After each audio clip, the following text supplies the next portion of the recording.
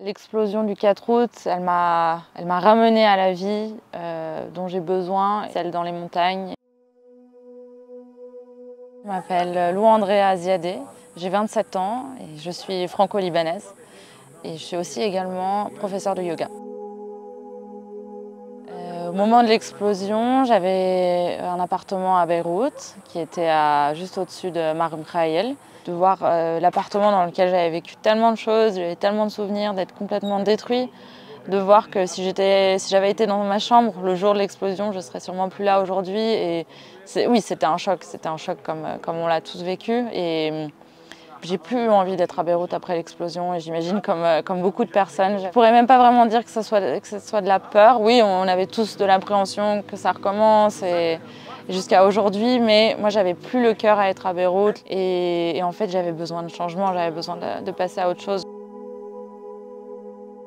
Mon papa est libanais, originaire de Hermej, et donc après l'explosion, je suis revenue m'installer, j'ai déplacé toutes mes affaires et je suis officiellement installée dans la maison de mes grands-parents.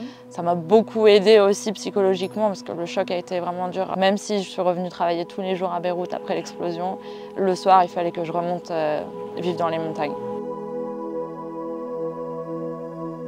L'explosion, ça a été aussi un peu une prise de conscience. C'était un peu dans la continuité de Covid, de vraiment faire un arrêt un peu sur l'état des choses et où j'en suis et qu'est-ce que je suis et qu'est-ce que je veux.